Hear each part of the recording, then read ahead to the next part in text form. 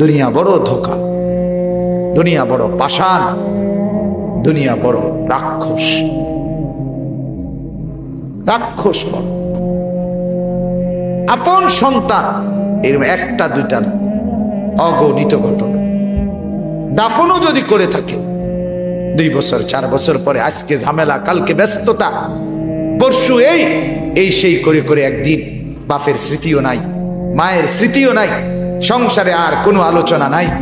আমার দাদার কথা আর আজ আলোচনা নাই, আমার দাদার বাবার কথা আজ আর আলোচনা আছে কিছু? ওই আমার ফ্যামিলিতে তো নাই। আমার দাদার ইন্তেকালের 12 বছর 14-15 বছর পরে আমার দাদা বড় জমিওয়ালা ছিলেন, গ্রামের মধ্যে সম্পদশালী ছিলেন। আমার জ্যাঠা এখনো বাইচা আছে। আমার জ্যাঠারে আমি বলছিলাম, জ্যাঠা আমার দাদা তো সব কিছু জোগাইয়া গেছে, আপনি আমার দাদার আমলের একটা কিছু আমার একটু দেখান, যেটা আমি দেখবো আমার দাদার স্মৃতি।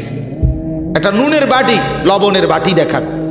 আচ্ছা, আমার জ্যাঠা চোখের পানি ফেলে বলছিল, কায়দা দিচ্ছে জ্যাঠা, আমার বড় জ্যাঠা, বাবার বড় ছেলে, উনি দাদার বড় ছেলে, উনি বলছে, না ভাতিজা, তোমারে দেখাইবার মতো কিছুই আমার কাছে নেই। 15 বছরের ব্যবধানে সন্তান, সংসারের মানুষগুলো তাদের বাবার স্মৃতি সব সরাই দিছে, কিচ্ছু নাই। এই তো দুনিয়া।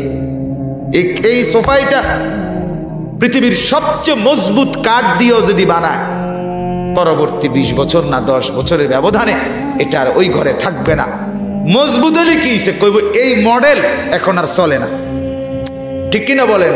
কইডি হালাও হালাও, আরে তোর বাপে বানাইছে বেটা, কষ্ট করে বানাইছে রে ফুত, আরে থো বেটা, আব্বাই বানাইছে, কি আব্বা বানাইল, যেগুলো এখন চলে না এগুলো লইয়া বয়ে থাকলো নাকি? এটার নাম তুমি। খাট থাকবে না, সোফার স্মৃতি থাকবে না বাপ, বিল্ডিং এর স্মৃতি থাকবে না, ইট বালু আর সিমেন্টের স্মরণ করবে না, কাঠ পালং আর বাজার সদাইয়ের স্মরণ করবে না, টিকে থাকবে না। কিন্তু যদি সেজদা দিয়ে থাকেন, স্ত্রী আর সন্তান যদি সেজদা দিয়ে থাকে, তো সেজদা, জিকির, তেলাওয়াত, আল্লাহর বন্দেগী, খোদার কসম জান্নাত পর্যন্ত পৌঁছে। এটা কোনোদিন ক্ষয় নাই, লয় নাই, ধ্বংস নাই, পুরাতন হবে না, সেটা বিস্মৃত হবে না, হারিয়ে যাবে না, মুছে যাবে না, সেটা চলতেই থাকবে একেবারে জান্নাত পর্যন্ত।